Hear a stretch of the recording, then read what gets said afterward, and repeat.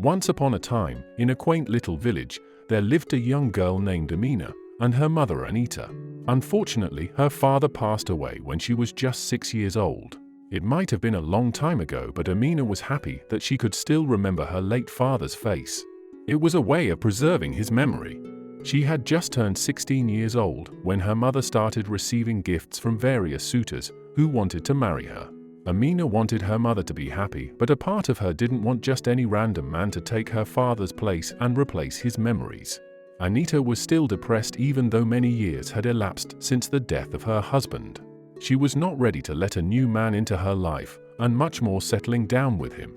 But her mindset soon changed when she met a man called Akin, who in a matter of seconds swept her off her feet and replaced her sorrow with happiness.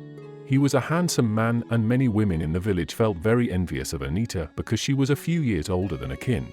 But he didn't mind the age gap.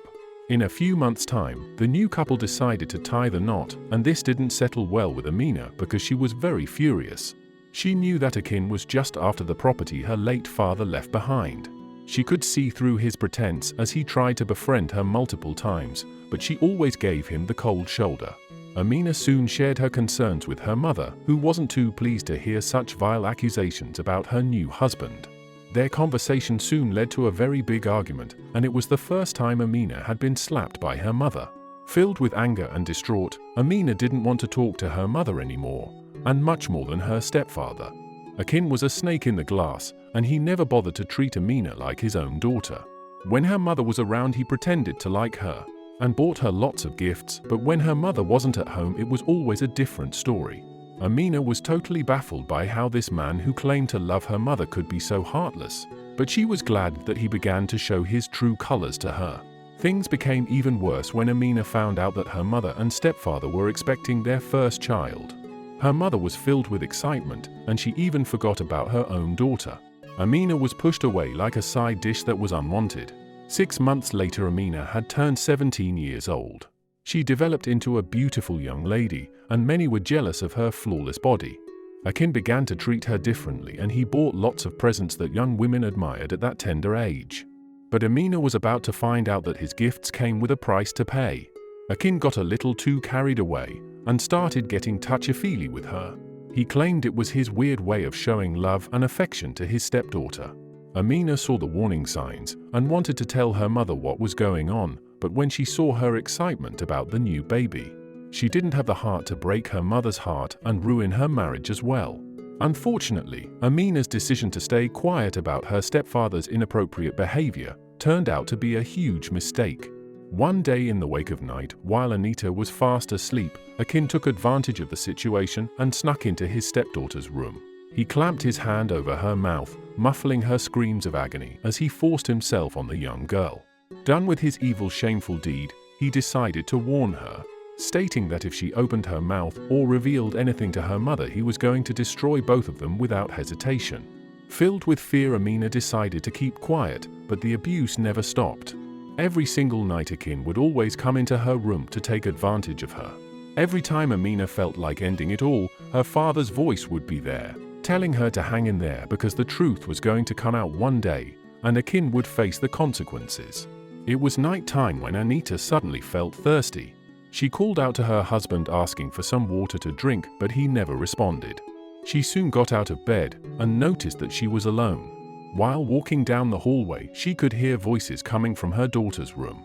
Filled with dread, she pushed the door open and saw something she could never imagine. She caught her daughter and her husband in bed. Tears streamed down her cheeks. Akin quickly fixed himself up while accusing Amina for seducing him. Amina was left in shock when her stepfather turned around the story and played the victim. She begged her mother to believe her and not her husband. Much to her dismay, her mother believed Akin and disowned her. Amina was so angry at herself for not speaking up the first time he abused her. During that same night, after that whole incident, Amina was straight up kicked out of the house by her mother. The poor girl had to go and live with her grandmother from her dad's side in some faraway village. When she got there, she spilled the beans about what had actually gone down, and it was such a relief to have someone finally believe her. It was still hard for her to wrap her head around the fact that her own mother would call her a homewrecker. Amina always looked sad and depressed.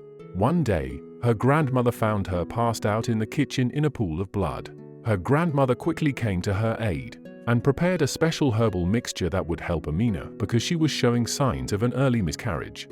Her grandmother was in pain because her granddaughter was having such a hard time at her age. When Amina finally woke up, it was already too late. She had lost the baby. Amina was totally devastated by the news. But luckily, her grandma was there to comfort her. It was time for Amina to accept the bitter truth. After a few weeks, Amina started helping her grandmother prepare traditional herbs that could heal people. It kept her super busy, and she found so much joy in it. She could see the happiness on people's faces when they got healed, and it made her realize that this was her purpose in life. Later that evening, her grandmother took a seat. "I have observed your deep sense of fulfillment in assisting others, much like your father," her grandmother acknowledged. It was a bittersweet moment for Amina, but she nodded in response and smiled. "Yes, you are right about that, grandmother. Will you teach me how to heal people with herbs?" Amina pleaded desperately. Her grandmother immediately agreed to teach her everything she knew about plants and herbs found in the village. Amina was a very fast learner, and this made her grandmother very pleased. 3 years later, Amina's grandmother passed away while her granddaughter became a very powerful healer. People in the village referred to her as the healer with magical hands. She became very famous in her own village and earned the respect of many people. But back in her home village, there was trouble because her stepfather had suddenly gotten very sick. He couldn't walk, and Anita was the one helping him to do every single little thing.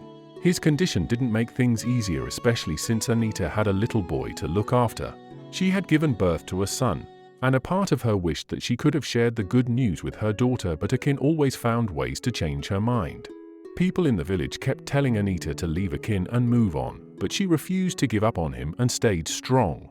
After all, it was for better or for worse, as Anita recalled her wedding vows. One fateful day, something amazing happened. She looked over at Akin with a big smile on her face because the gods had finally answered her prayers. One of her friends who visited the neighboring village seeking for a solution to her childlessness finally found a cure. "You look very happy today, Anita. What happened?" Akin asked curiously as he laid on the bed unmoving. "My friend Sandra is finally pregnant because she went to see a very famous herbalist from the neighboring village. She told me that all sorts of miracles happen in that village, and I believe that the healer can cure your disease."